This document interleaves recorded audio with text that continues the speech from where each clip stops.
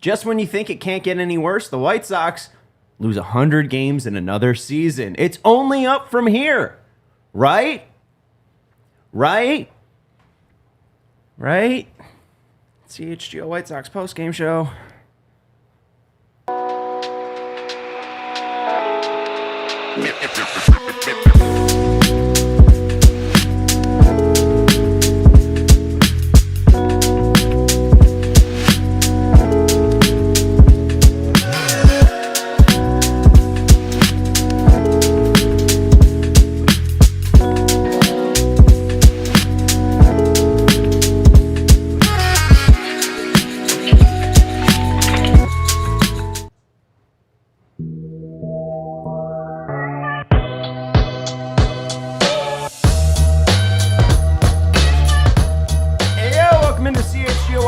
Post-game show presented to you by Bet365. Whatever the moment, it's never ordinary with our friends over at Bet365. Sign up using code CHGO365. I'm your host, Sean Anderson. My producer, Katie Duffy. The hell are you doing here? Oh, we got to reach. This is I had to reach over my laptop to get the mic. I don't really know what I'm doing here, Sean, but I'm here and I'm happy to be here. We're very happy to be here. Our CHGO Brooke Fletcher expert. My bestie, yes. Yeah, that's probably your area of expertise when it comes to the White Sox. That's the only reason I'm here, yes. We're happy to have Katie. Make sure you hit the thumbs up button. Make sure you're subscribing to the CHGO Sports YouTube channel. As you can see right here, Sox lost 5-3. They also lost the second game to the Yankees, and they lost the first game to the Yankees. That makes it a sweep. How fun. Did you have fun watching these three games against the Yankees? I didn't. Sox now are 58-101, and they have three more games against the Nationals, and then the 2025 year is over. The Sox are currently on a 5-game losing streak, and if you go back to the since the Guardian series, the White Sox are 1-11 in their last 12 games. Katie, I know you're not typically on baseball, but 1-11, is that good? Sources tell me it is not good. Okay, all right. I'm going to trust Katie. Usually Joey's our math guy. You're going to be our math gal today. 1-11, not good, folks. Okay, we've crunched the numbers here at CHGO. That is bad. At the end of the day, it does not matter. I think that we've mainly seen improvement from the White Sox. If they sweep the Nationals, they will have a 20-win improvement from last year, which is 2 thumbs up. We'll talk about the history that they've made or who they've joined, losing 100 games in 3 straight seasons. I'm going to mess that up a lot of times this year. We'll talk about the company they keep. We will also talk about my feelings for old heads. And one old head in specific, my former coworker, Mike Mulligan. I don't think he remembers me, but I remember you, Mully. We'll talk about Mully and his oldness. We will also be talking to Brooks Boyer. We'll be talking to Brooks about what's it like to have the White Sox, the team that he's been working for over 21 years, now lose 100 losses in 3 straight seasons. He also has a quote from Rick Tellender saying it's a marketing exec's job to take 100 pounds of steel wool and turn it into a silver chalice. So we'll see what Brooks Boyer can do with this 1,000 pounds of steel wool. He also tells a Michael Jordan story. So might want to clip that for the Bulls show. I'm not just saying, make your day easier. It's like 10 minutes long. I love anything that makes my day easier. I'm here for it. He really talks about Michael Jordan. And then we'll talk about the Birmingham Barons, who secured their 2nd straight Southern League championship. They won last year, and they won this year. I guess that's spoiler alert, but hey, we have something to celebrate. We'll talk about Hagen Smith, and we'll also talk about Riku Nishida. We'll talk about William Bergoya, because why not? Sam Antonacci as well. Hit that thumbs up button. Make sure you're subscribing. Shout out to Randy, who's hanging out. I think Randy is the only person watching right now, and Randy's living through it in the comments. What's that? He's got 6 comments? 7 people. Oh, we got 7 people. All right, so Randy and 6 others. So what's up? Randy saying, hey, it's tough sometimes. Next year they'll be ready, and the next 2 years. So we'll see what happens. Sox are 58-101. If they do sweep the Nationals, they'll get to 61-101. I think that's a fairly nice number. Let's talk about the company they keep. Losing 100 losses in 3 straight seasons. I'm counting teams that have done it in 162 games. So that's since 1961. So the 1927 Red Sox, I believe, did this. I believe the Guardians did this at some point in the 30s. I did not count them. I'm counting just teams since 1961, since the adaptation of the 162 game season for this sample. They joined the 1961 to 64 Senators. The Senators would later become the Texas Rangers in 1972. They didn't really crack it in Washington. They would later need to become the Nationals to do that. Then 1962 and 1965, the Mets did it. The Mets just were an expansion team in 1961, and we talked about them a lot last year as the White Sox broke the 1962 Mets record with 121 losses. Then in 1977 to 1979, the Blue Jays lost 100 games in 3 straight seasons. In 2004 to 2006, the Royals lost 100 games in 3 straight seasons. In 2011 to 2013, the Astros lost 100 games in 3 straight seasons. To 2018 to 2021, the Orioles lost 100 games in 3 straight seasons. I find that one most impressive, Katie, because in 2020, they didn't play 100 games or 162 games. It was just 60 games. So they gave them even a year to be like, hey, guys, just wipe this slate clean. And they said, nope. We're going back to our bad behavior. That is quite impressive. Congrats, guys. Like, that's huge. Way to go, Orioles. And, everyone thought, hey, the Orioles are going to be winning the World Series this year. And now they're back where the White Sox are. And then 2023 to 2025, both the White Sox and Rockies did that. And I think, thank you, Katie. That's true producing. I was not dead middle. So thank you for adjusting that frame. It was bothering me. So we are back. The Sox joined that really great company. It's not the worst list in the end of the day because some of those teams have gone on to find great success. The Astros from 2011 to 2013, they would later win a World Series. Obviously, it's clouded with some cheating, but in 2017, they won that World Series, and they've been to at least the American League Championship several times since. So that has become one of the dynasties of our era. The 2004 to 2006 Royals technically didn't really become the 2015 Royals. No one on that team was on the 2015 team. There might be somebody in the organization. I don't think Alex Gordon or Moustakas, etc., were a part of the organization, but you believe that part of some of the front office. I think Dayton Moore was a part of that front office. I think Gene Watson joined him in 2002. So our guy Gene Watson had was a part of putting that team together. So can Gene Watson do it again?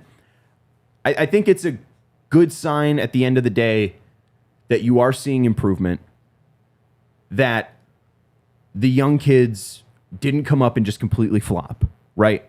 I'm very excited to see what Chase Mydroth, the worst hitter of those rookies, is going to do next year. I have a pretty good feeling that Kyle Teal will do exactly what he just did, if not better. I think Colson will be a struggle to balance out average and slugging, but like Gordon said, if he's hitting around 220, 230, but he's got 30 homers, you really don't care about that average. And you look at today's game, he had a beautiful single up the middle off Rodón. He had a beautiful double that was almost a home run off Rodón.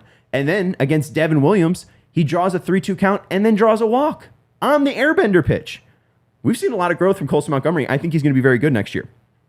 Point is, 4 of the 9 players next year, Caro, Teal, Mydroth, and Montgomery, have positive outlooks. I don't think you could have said that last year. You couldn't have said that in 2023. Robert's obviously a huge question mark, but if he's healthy, if he could be a potential superstar. I think that fans should be excited for 2026, not because it's going to be a team that doesn't lose 90 games. I think they will, but it's all about gradual steps. And then there's that probably one year that they'll take another 20-win jump. I think that their plight is going to be similar to the San Francisco Giants, to what Brian Bannister went through. I think Bannister joined in 2017 or 2018 after the his World Series ring with the Red Sox. And you look at their entire history since 2018, 73 and 89, which I think is going to be the White Sox record in 2026.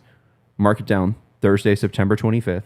I think the White Sox will go 73 and 89. Katie is definitely typing behind the scenes. We don't have a camera on her, but if it did, it would be showing true typing from Katie Duffy. In 2019, 77 and 85. 2020, 29 and 31.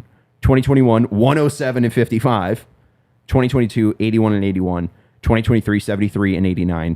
2024, 80 and 82. And 2025, 78 and 81. I think that, like the Giants, like the Brewers, like the Rays, they are going to try to be an average team from here on out. I don't think we're going to see more 100-loss seasons, but it's more about having that perfect year, and when everything goes perfect, you have to make it right. The Giants in 2021, they win 107 games. They lose in the NLDS 3-2. They haven't been in the postseason since, right? We just have to be kind of aware of what our future is. I don't think this is going to be a dynasty like the Astros, but I think what the White Sox are trying to do is just, respectability year in and year out. What's that quote from David Sampson that he credited to Jerry Reinsdorf and then had to walk back? That you want your team to finish in second place so it gives teams hope for the next year and fans hope for the next year. So, hey, maybe next year will be the year. Next year won't be the year. 2027 maybe will be the year. And that's the optimistic side of me talking, because there's still that report from Bruce Levine that next year in 2026, if they keep Luis Robert Jr., that they'll only have around $10 million to spend on free agents. That's not a good sign. But maybe Justin Ishbia will save us. The Phoenix Suns are doing really well as an organization, right? They have no scandals currently going on with their organization. Looks really good on the Ishbia side. You seem really determined to have that be true, so I'm just not going to answer that question. Oh, okay. I definitely don't think anything. I think all is on the up and up in Phoenix. I think we'll just say that. But it's a weird spot because I want to like these guys, and I also know what being a White Sox fan means. So if you do have a pessimistic side to yourself, I understand that. But at the end of the day, I think Colson's really exciting. I think Will Venable is a great manager. And I think as long as you are trying to make sure that your international department is trying to turn out stars, which I think that they're trying to do in the Dominican, if you're trying to draft superstars in the first round, which I think they have been doing, Montgomery, Crochet have looked like fantastic first-round picks. I think that they're going down the right road to have some of these great eye-popping years, and maybe they have a Diamondback season where they go to the World Series. But I just don't know if they're going to ever be a force. You even see how little the Cubs spend in Chicago.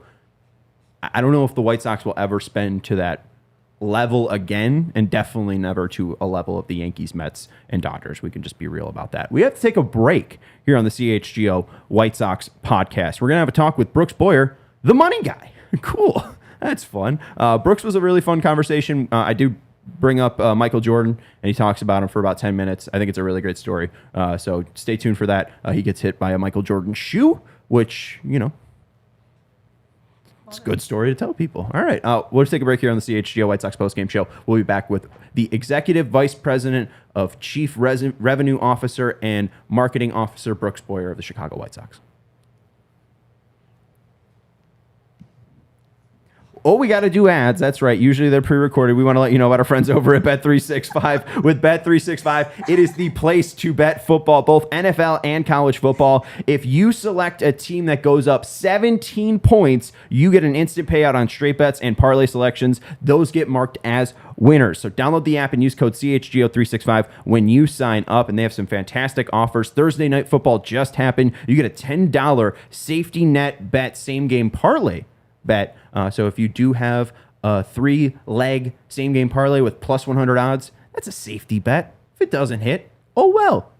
You get the money back in bonus bets. It's a fun time with Bet365. I took Army plus 4. I'm afraid to check that score because it was 21-6 last time I saw it. Must be 21 plus. If you or somebody you know has a gambling problem, crisis counseling and referral services can be accessed by calling 1-800-GAMBLER. In-app only. Whatever the moment, it's never ordinary with our friends over at Bet365. Sign up using code CHGO365. Bet $5, get $200 if your bet wins or loses in bonus bets. $200 in bonus bets. Got to make sure they say that, or I think something bad happens. We also want to let you know about our friends over at RC Cola. It is the drink. I think it was the drink of the summer. No one declared it, but I believe RC Cola is the drink of the summer. It's the original cola that doesn't fold under pressure. RC Cola is not a soft drink, just a damn good cola. When you walk into a true Chicago pizza place what do you see in the fridge, whether it's Salerno's or Milano's, you see RC because it is the pop of Chicago. No trends, no gimmicks, no glow-ups. RC hasn't changed its stripes since 1905 because it didn't need to. It's the same bold, crisp flavor that it's always been. So do yourself a favor, grab some RC at your local store. I love the zero sugar variety. Stock up on all your end of summer parties. It's now fall. They still works bonfires, back to school celebrations, or just watching the game. RC is the move for whatever you're doing. Cool. I think it was in 2 minutes. Look at that. Come on. I wasn't even prepared. We are going to turn 100 pounds of steel wool into a silver chalice and talk to Brooks Boyer, the executive vice president and chief revenue officer and marketing officer of the White Sox. I'm going to throw to a clip where I just mess up his title again. Here is Brooks Boyer. He was very kind for his time. We chat with Brooks for about 15 minutes. Take it away, other Sean. We are here with Brooks Boyer, the executive vice president of chief finance. No, I tried. He's the marketing guy for the Chicago White Sox. 3, 2, 1. Do it again. We're doing it live. We're just going to do it live. Brooks, thank you so much for sitting down with us. You have been with the Reinsdorfs for a very long time. You started out as a Bulls intern, and then you've been with the White Sox since 2004. But before that, you were a Notre Damer. You played for the basketball team for 4 years. And then you had the decision to either go to USC for grad school or a Bulls internship. Yeah. First of all, how as a Notre Dame Fighting Irish alum are you entertaining USC? How did you find that? I have way too much time on my hands, My Brooke. goodness. I remember sitting in the arena, the Joyce Center, with my mom at the time. So this is back in 1994. And I had this opportunity with a company to send me to USC for a year to get a graduate degree and then come work for them here in Chicago. And I wanted to be in Chicago. And I remember having that conversation with my mom, and I said, well, or there's this possible internship with the Chicago Bulls. Jordan wasn't playing basketball at the time. And, my mom said, I think it's amazing advice. You do what you love and the money will follow.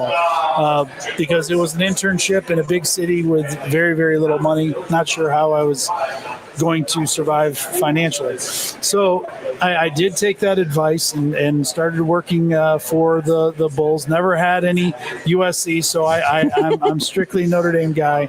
No SC in me at all.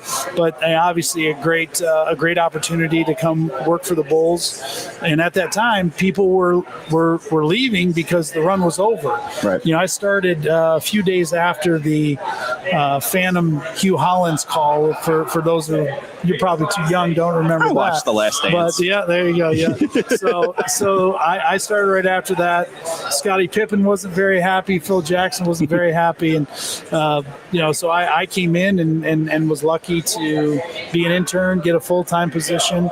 Then I went around to everybody. I'm like, what would be cool? I was a young guy, but I'm full of ideas. I'm like, we should see if we can get Jordan to come back.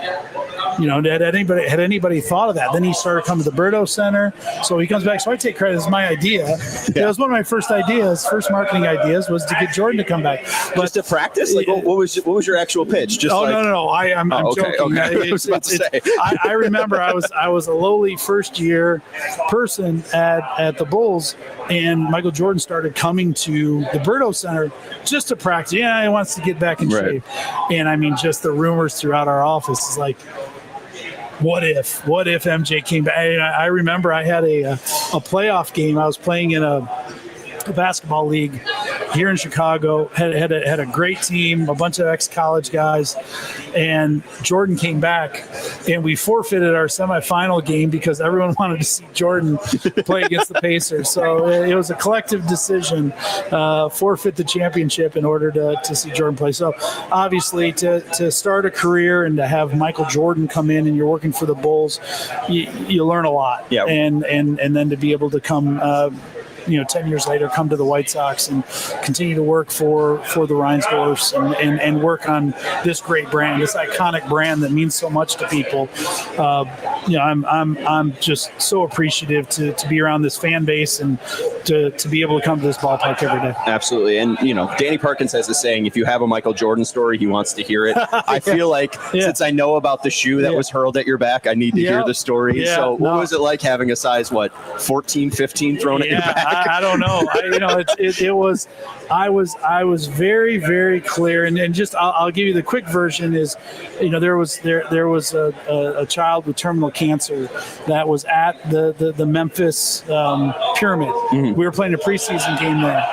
And it happened to be the day where it was a very, very contested day in practice, where Steve Kerr may or may not have taken a shot to the eye that was profiled on The Last Dance. And the main sponsor was AutoZone, and AutoZone said, is there any chance this family could meet Michael? I never promised him. Preface it right now, I never promised Michael. But when we got to the stadium, I did go into the locker room and ask Michael if he'd be in. And Michael was not overly pleased with me because he said, "Don't ever promise me. You can't promise me." And he was in a really crabby mood from that day anyway. So it was awful. And I'm like, nope, it's not going to happen. I never promised you. We're good. And I start walking out of the locker room until I get hit with a shoe. And he tells me, if you can get me a pot of coffee, I'll do it. But he's still mad at me. He was not happy with me. So I get out of there, and they didn't sell coffee in the Pyramid. So now I got to try to find a Starbucks or a coffee shop or something. I need a cab. I got to get Michael Jordan some coffee. And I'm walking back to the loading dock, and I hear two guys talking, and it was the dumpiest, room for the engineers or whoever it was, whatever these guys worked for the stadium. And I go, because I couldn't find the loading dock. I walk in, I'm like, guys, where's the loading dock? I got to get to a coffee. And these two guys looked at me like I just came off of a different planet. Get out of our room. And I see this old, imagine a 1980s Mr. Coffee. The orange lid and everything. Oh, yeah, absolutely. I mean, it was really gross. I'm like, guys, does that work? And they're like, yeah, it works. I'm like, I'm not kidding you right now. I need to get a pot of coffee for Michael Jordan. Now all of a sudden these guys are my boys. We made a connection. They made the pot of coffee. I took the pot and 4 tiny little Dixie styrofoam cups, and I walked back in. And when I walked in, Michael turned around. He looked at me, and I literally, I'm only 6'2", so my hands aren't that big. His hands are a lot bigger. And I hand him the cups. He looks at them like, really, Dixie cups? I'm like, there's a story, but there's coffee. So he said, give me 5 minutes. He put his stuff on. We walked down the hall, and the hall was probably 15 feet, 20 feet, not that long. And he's just killing me. Just, don't you ever do this ever. I'm defending myself. I didn't. And so I'm like, this could break bad. I mean, taking the greatest player of any sport of all time, who's in a pissy mood, and I'm putting him in front of this family on kind of this kid's dying wish. And so we open the door, and it's almost like he had walk-in music that was angelic, da da da da. The smile comes on. The time he spends with the kid, the family, there's not a dry eye in the place. He could not have been better. He was amazing. And I vividly, I'm in the back of that room, and at one point, our deal was get me out of there in 5 minutes type thing. And so I'm like, all right, Michael's got to play tonight. And he looked at me and he's like, no, I got time. I'm good. And he's sitting talking. This is the Space Jam time. Right. So these kids are all talking about Space Jam, and he's talking to the parents. He didn't just go through the motions. He was in. He was invested, and it was amazing knowing who he was and how many points of he was being drawn to. So he was just in. He's probably in there 12 to 15 minutes, signed everything, had real conversations, not just give high fives and walk out. It was amazing. So as I'm walking out, we have that 15 feet, whatever, to walk. I walk out, and I'm like, MJ, I got to tell you, that's one of the most amazing things I've ever seen. And I was waiting for him to dive in again and start killing me. And he gives me, I'm going to give you a slap. He gives me a slap on the back, and he goes, Brooksy, that's what we do. And he turns in, and I was like, holy. That was something that was amazing. After the game, during the game, because there's an exhibition game, Michael always felt really strongly that he play in all the exhibition games. You just see a lot of guys nowadays, exhibition games, right. they're not playing. He felt these people paid money to see me play, and he went out and got after it. And it was really cool during the game to see him go over, because these people are sitting courtside. He's engaging with them. No way. Like they're the coolest people ever. After the game, he goes and gives the kids his shoes. So just an incredible experience, and a great story to tell, because that was what Michael was really all about. Right, and even though it's not Jordan, that's what you're probably been chasing for 30 years, is just trying to get your players into moments like that, or just try to serve the community, right? The connections that pro sports team. That's why I love working in this business. Obviously, I've been lucky to be at 3 championship teams with the Bulls and be part of the White Sox World Series, which the celebration of the fans is amazing. But it's those small connection points that this ballpark brings. Whether we won 41 games someone came in here last year and was blown away. Mm-hmm. Everyone went in during the Bulls years, and then 05, and you're blown away. But the connection, I've always said, all the games, all the pro sports has always been, is, and will always be about the connection of the brands with the fans. And players are going to come and go, and you're going to have your favorites, or you're going to have your least favorites. But the connection to the game and the experiences that are shared in a ballpark or a stadium are next. They're perfect. Let's talk about the White Sox now. So we've focused a ton on the Bulls. Are we done yet? We're almost. We got about 4 minutes left. You have a Rick Tellender quote that I don't know if you still use about steel wool being turned into a silver chalice. How do you turn 1,000 pounds of steel wool into a silver chalice? How do you turn this 1,000 pound of steel wool, 3 straight 100-loss seasons into a steel chalice? Well, we haven't had a 100-loss season yet. That's true. We're still alive. That's true. There's still 7 more games. I'm a glass half full guy.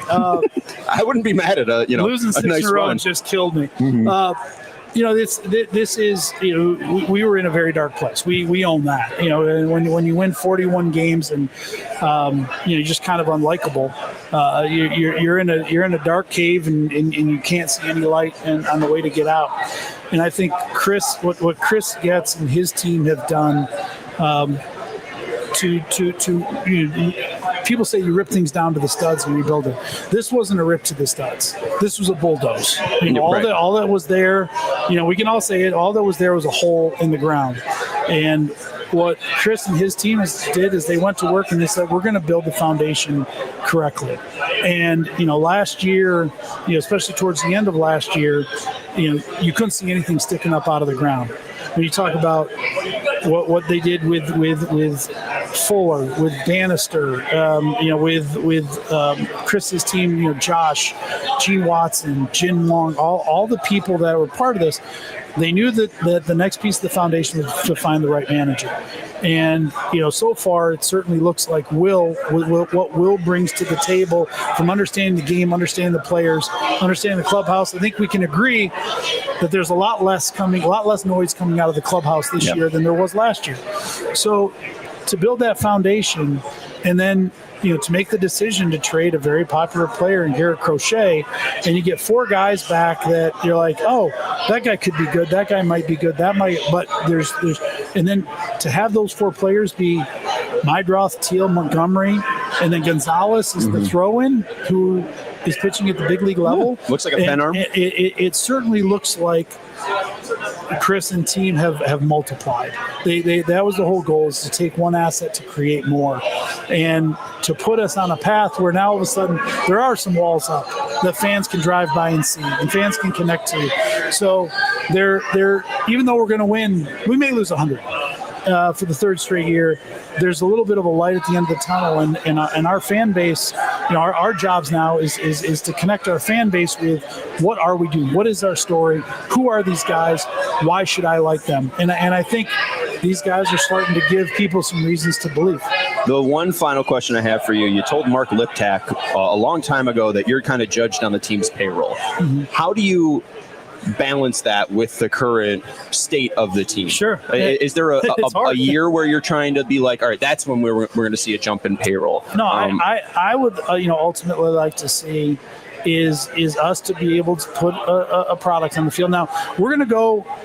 This being the last home game of the season, we're going to grow our attendance from last year. We didn't know, uncharted waters. When you come off 41 and 121, right? We couldn't go back to the Mets people and say, well, what did attendance look like the next year? It was obviously a celebration of 125 years, with our fingers crossed that the product could start to show some promise.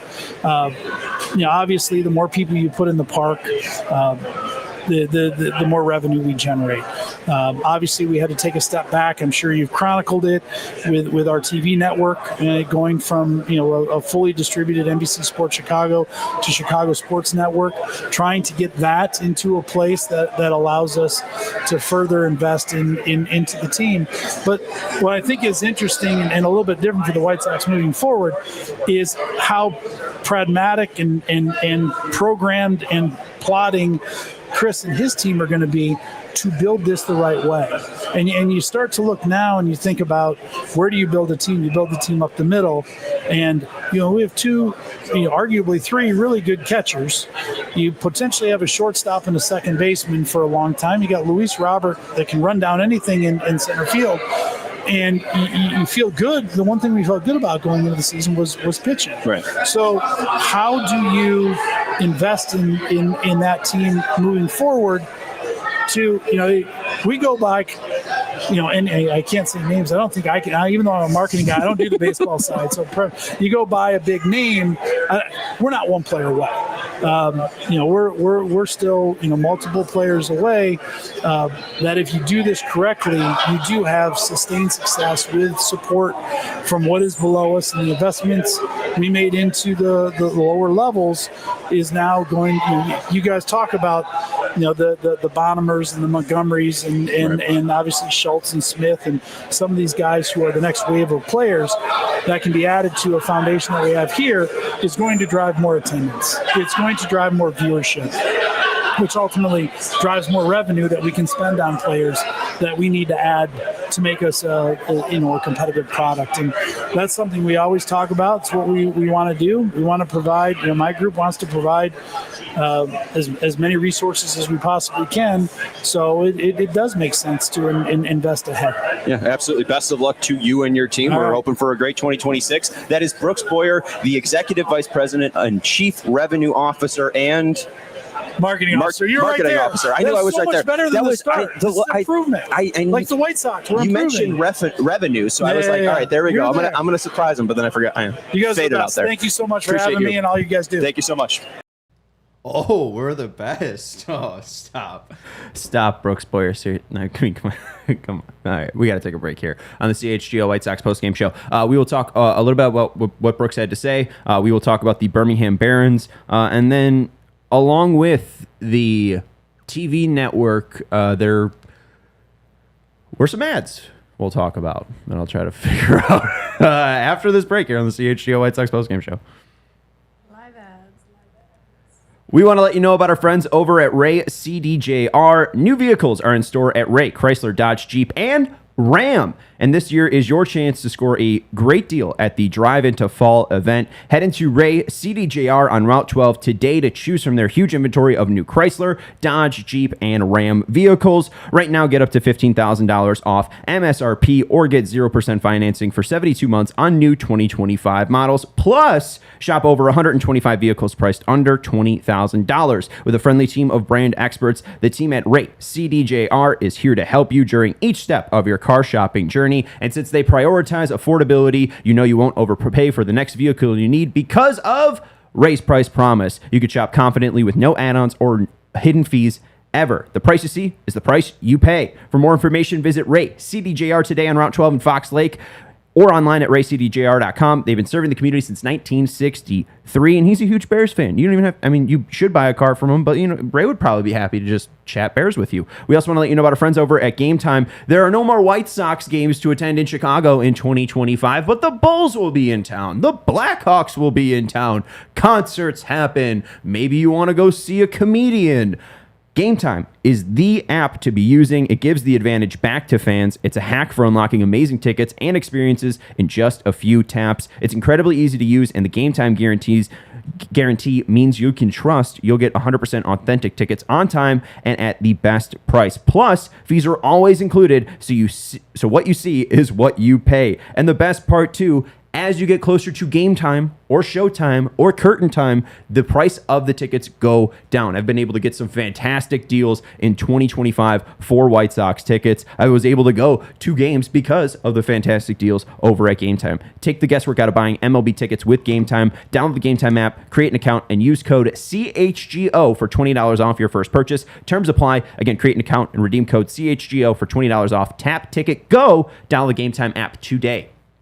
Let's rejoin the CHGO White Sox post-game show. Let's first start off with taking the temperature with our friends over at Four Seasons.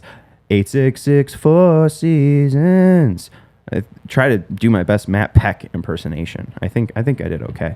Taking the temp is brought to you by our local experts over at Four Seasons Heating, Air Conditioning, Plumbing, and Electric. Visit fourseasonsheatingcooling.com for all their special offers and money-saving coupons. That's fourseasonsheatingcooling.com. Old buddy of mine, Mike Mulligan, over at 670 The Score, said that this morning, and I know it's not just Mully. I know he's probably speaking for a group that's older than me. I'm fairly young, under 30, okay, so I'm not using old as a derogatory term here. But Mully said, and this was clipped on 670 The Score's Twitter, I can't be happy about the White Sox with yet another 100-loss season, heading to what? A 90-loss season? How many losses will they have next year? They're going to flirt with 100. First of all, 90 wins or 90 losses is an improvement. If they go from 121 to 100, let's say 2, I'll be optimistic, to like 91, that's a 30-win increase over 2 years. You're going, the arrow's up. You don't have to be happy. You don't have to be thrilled. But also, you don't talk about the White Sox. You are in a position of power to maybe talk about the White Sox, cover the White Sox. This is the first clip I've seen from you talking about the White Sox. And I know you're a White Sox fan. I don't think you even want to be excited. I think that's the case. I don't think there's interest in wanting to be happy about the White Sox. Yes, you are a sports genius if you can look at the White Sox record and say, they're bad. Wow. What enlightenment. 58 and 101. What incredible insight. They have had 3 straight seasons of 100 losses. It's not good, Bob. That's great. But to not see that the arrow is pointing up is fairly ludicrous. They do have young players. They were terrible in the first half. They were decent in the second half. Up before this 1-12 loss or streak, they were 25-25 in 50 games. There has been an actual improvement. And although I contend with some of the stuff that Brooks says, or not contend, but there's stuff that I could go deeper with Brooks into, I agree with him that it wasn't just a strip to the studs thing. We've talked about this being a complete bulldozing from Chris Getz. So I do believe Brooks Boyer that Chris Getz has knocked everything down. They spent all the money this year on free agents, or what they could have spent on free agents, on the undercarriage of this franchise. I think we've seen that from them adding a scout in Japan, from them building their complex in the Dominican Republic, to them signing 12-year-old Braston Braxter of the Dominican Republic, who might get the largest signing bonus ever. They're doing something. And to say that they're not is stupid and foolish. You're just not paying attention, period. It's just frustrating when people that have this opportunity just ramble. Anyways, there is somebody that you should be paying attention about. There's somebody that you should be happy about. Colson Montgomery. He had a fantastic game today. Went 2 for 3. Also walked. He had a single and a double off of Carlos Rodón. A 108 mile per hour exit velocity double that was nearly a home run. The short porch and pitcher or hitter friendly park that Yankee Stadium is wasn't friendly enough to Colson Montgomery. Easily could have had his 20th homer of the year, but it wasn't. He also earlier in the game in the first inning had a 108 mile per hour single back up the middle. So he goes 2 for 3 and then drew a walk against Devin Williams. Fantastic job by Colson Montgomery at the plate. This is something to be excited about. I mean, he's already a 3-WAR player. I mean, we've chronicled the struggles of the White Sox since we've launched here at CHGO. I think there's 2 or 3 other players that had 3-WAR seasons. It's Robert and it's Jose Abreu. Like, that's it. And then Colson Montgomery, 120 OPS plus, playing above average shortstop. This is a franchise player. If he could stay healthy and if he just gets better and grows, which I think he's been doing, he's had more of a line drive swing as of late. He has started to walk a little bit more. I think we're seeing a growing, athletic, former first-round pick. Yet people are still unhappy because there's 100 losses. Well, you'd be a great meteorologist. It's currently raining. What's the Mean Girls thing? I feel like you know this. I don't know if that one is fast channel appropriate. Oh, really? Yeah. Oh, okay. Well, Amanda Seyfried says something funny. Anyways. Whatever. Anyways, I think you should be excited about at least Colson Montgomery specifically. The one person that I still just don't get is people's excitement over Mike Vassell. Today, Vassell coming out of the pen, and he's fine. It's exciting that he's at least a 26 Rule 5 pick. He's been on the 26-man roster this entire year and has done a great job. He's thrown over 100 innings for them.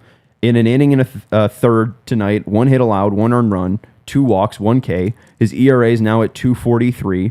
But Mike Vassell, I looked this up. Now that he's thrown these 1 1/3 innings, he is at 100 innings pitched. The only other player in baseball history to ever have thrown 100 innings pitch, to have an ERA under 250, and have a FIP, a fielding independent pitching, over 420 was Al Maul. ALMAUL. They called him Smiling Al. He was born in 1865, the year the Civil War ended. He won the ERA title in 1895 with a 4.8 WAR, a 2.45 ERA, and man, he could really hurl it for the Washington Senators. But not the Washington Senators we talked about earlier, a completely different franchise that would later become the Twins.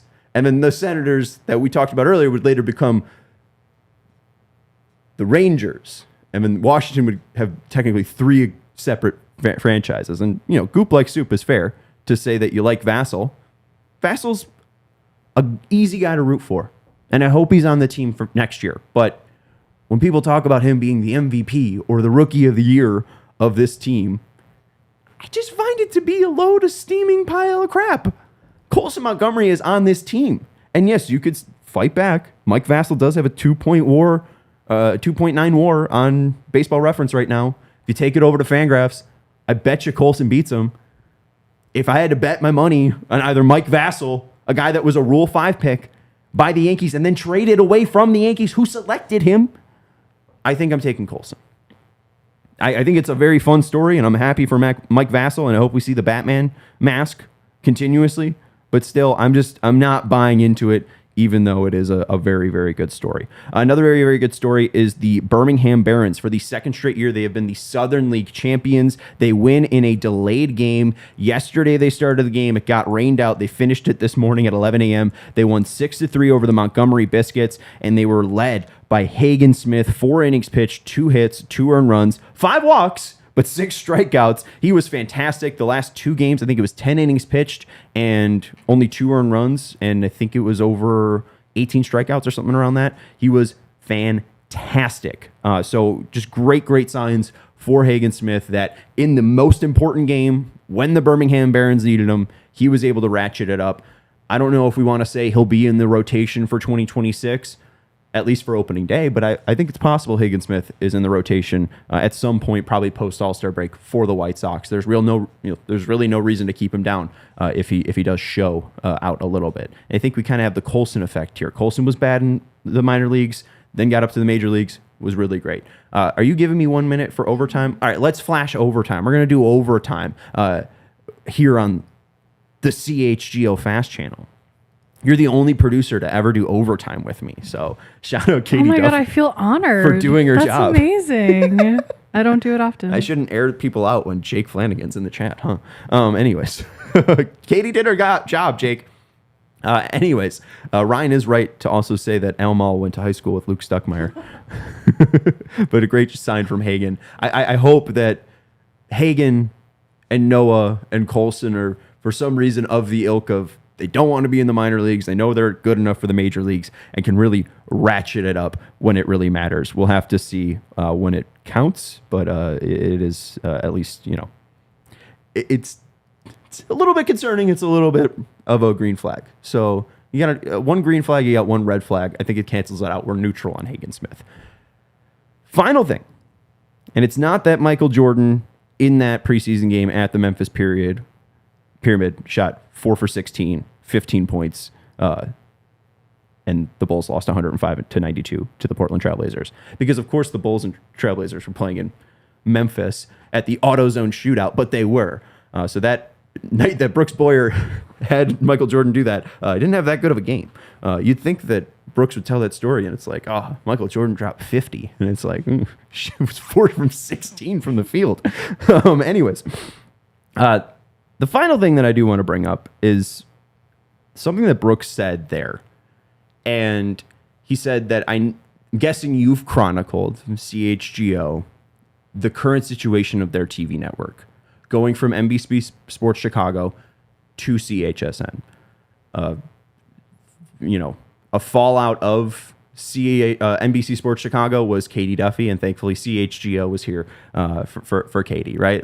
That was a big thing that happened in Chicago, and the Bulls, Blackhawks, and White Sox needed to figure out a new home. But when asked, hey, when do we expect the payroll to go up? Brooks talks about them no longer having an RSN, them no longer getting a decent amount of money from NBC to broadcast those games. What happens when that well dries up? I don't think it's a good sign that Bruce Levine's report comes out that the White Sox need to either trade Luis Robert Jr.'s $20 million, or they only have $10 million to spend next year, or they'll have $30 million to spend if they're able to trade Luis Robert Jr.'s contract. I don't think that's a good sign. And I think at the end of the day, not to get political, but when CHSN is desperate enough to air, I think, 3 ice ads during the White Sox game, there was at least one during the Blackhawks preseason game on either Monday or Tuesday night. It tells you where they are as a current TV station. They aren't able to sell ads right now to local Chicago companies. They have to go to the government that seemingly has an endless advertisement budget to spend on this recruitment. And I find it odd when that language is so intense, where it says specifically, and I just want to quote it. One of the quotes was, sorry, I just want to make sure because this is a very sensitive topic. Help us catch the worst of the worst. And it is odd that one of the other largest money-making nights for the White Sox, for Brooks Boyer, when they say we want people into the stadium, it's going to help revenue and payroll, is Mexican Heritage Night. And later on in the game, John Schriffen brings up Mexican Heritage Night being one of his favorite nights, being a vibrant place for the White Sox baseball. Like, they're desperate for money, desperate enough to at least maybe fumble that typical sellout night. And I'm not just making this up. Like, there was somebody that responded, and I just want to give them credit. Now I can't find it. Great. Okay. Whatever. Awesome. All right, I lost it. But it was specifically like, you make a ton of money off of doing that while farming the hell out of Hispanics/Latinos during heritage nights/events is crazy, especially considering that's when they sell out, or let's be honest, during crosstown rivalry matchups. Like, outside of Cubs Sox, like, that is their biggest draw. it is clearly, as Katie puts it there, the White Sox are being impacted by the TV station. And I think it's shown by them accepting that money. And the other networks that are either accepting that money in Chicago or WGN that's owned by Nexstar. And if you're aware of the current situation with Nexstar and Sinclair with the FCC, right, like that's why WGN is airing that, because they're owned by Nexstar and Nexstar is wanting to air that, right? The CHSN, I think it's not to be rude, but I think it is out of desperation. We need to air something. We can get money from this, and hopefully not enough people are watching. I mean, they also advertise on our shows, not my show. They advertise on Bulls. They advertise on Blackhawks. They advertise on Bears. They don't advertise on my show. But I think at least if you are looking for the White Sox to spend at least in 2026 and 2027, you have to start seeing less ice ads. Like, that's going to be part of seeing health from the White Sox, Bulls, and Blackhawks, is seeing that TV station do well. So I hope I pontificated my point well enough without alienating people. Hit the thumbs up button. Make sure you're subscribed to the CHGO Sports YouTube channel. Ryan also saying the Latino/Hispanic fans show out for the Sox, and to show those commercials is crappy. He doesn't say crappy, but I can't say that word. I do think it's crappy. It's also very odd that... No. I'm going to end it there. Okay. White Sox.